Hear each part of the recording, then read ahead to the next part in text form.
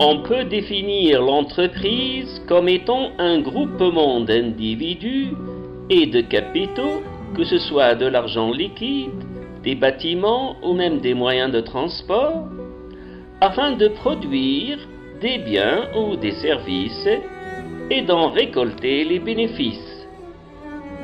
À titre d'exemple, les banques, les magasins, les boutiques, les usines de fabrication, les fermes, ce sont des entreprises.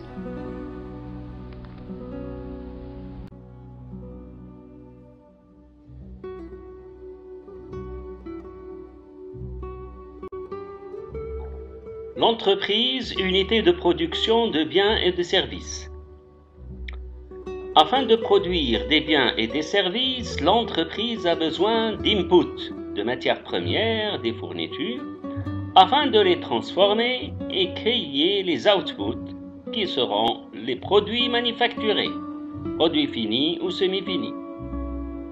Cette transformation va créer la valeur ajoutée, VA, qui va contribuer au développement du PIB. L'entreprise, unité de répartition des richesses. Les richesses créées par la valeur ajoutée seront réparties sur les différents acteurs de l'entreprise. Premièrement, le personnel, qui sera rémunéré, les salaires. L'administration fiscale, par les impôts et les taxes. Les apporteurs de capitaux, qui sont les associés qui auront leur part de bénéfices. Et enfin ce qui reste pour l'entreprise pour son autofinancement ou les réserves pour les sociétés. D'où l'obligation d'une tenue de comptabilité régulière et approbante. Entreprise et ses obligations envers l'État. Toute entreprise a certaines obligations vis-à-vis la loi. Pour créer une entreprise, on doit entamer certaines procédures et appliquer certains règlements. L'ouverture d'une patente.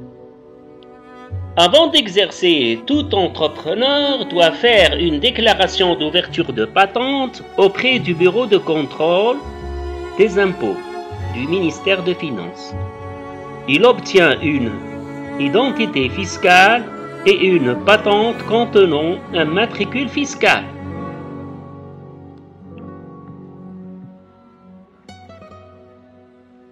Le registre de commerce. Au tribunal de première instance, on remplit un formulaire en double exemplaire et on fournit une copie de la patente, une copie de la carte d'identité nationale et un timbre fiscal d'une valeur de 15 dinars pour obtenir un numéro de registre de commerce. Ensuite, l'ouverture d'un CCB ou CCP.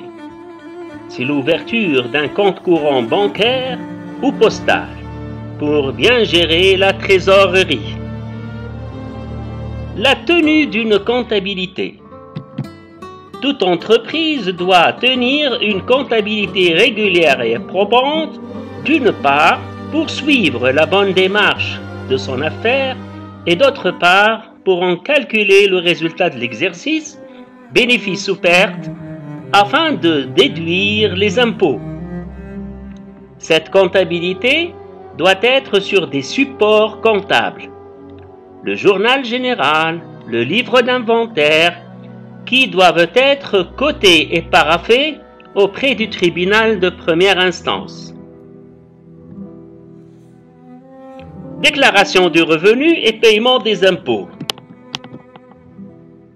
Toute entreprise doit payer les impôts à titre définitif et sans contrepartie. Il existe deux types d'impôts. Les impôts directs, tels que l'IRPP, impôt sur le revenu des personnes physiques, pour les entreprises individuelles, et l'IS, impôt sociétaire, c'est l'impôt pour les sociétés. Il y en a d'autres. Voyons les impôts indirects, tels que la TVA, taxe sur la valeur ajoutée, et le RS retenu à la source.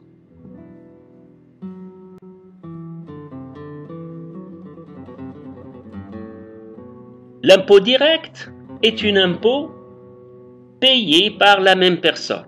On dit que le redevable légal est lui-même le redevable réel. Mais pour l'impôt indirect, il y a deux acteurs. Il y a le client qui est le redevable réel, qui paye son fournisseur, et c'est le fournisseur qui va amener l'impôt au ministère des Finances. Donc c'est le redevable légal. La comptabilité. Définition. La comptabilité est une technique d'enregistrement des flux réels, marchandises, matières premières, et les flux financiers, la monnaie, sur des supports comptables tels que le journal, le grand livre, etc. La comptabilité est aussi un moyen systématique de fournir des renseignements sur la situation financière d'une entreprise, avec le bilan, la balance.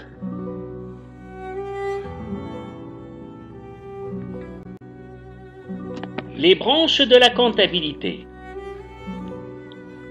On distingue deux branches de comptabilité d'entreprise. La comptabilité financière.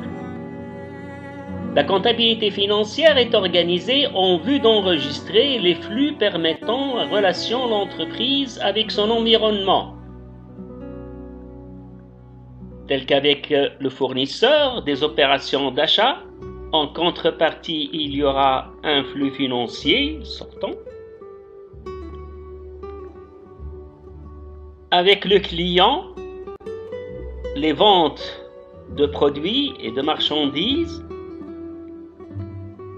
Avec les banques, les versements et les retraits d'argent.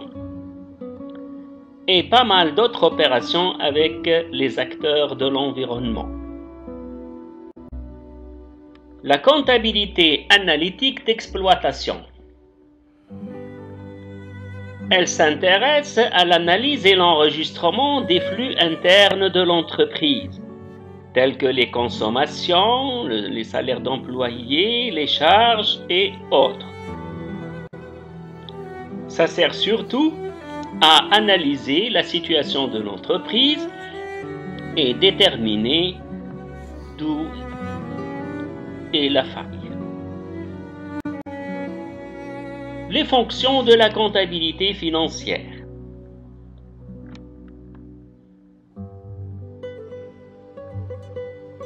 La comptabilité financière peut être utilisée à de nombreuses fins. La fonction juridique, c'est un moyen de preuve entre commerçants.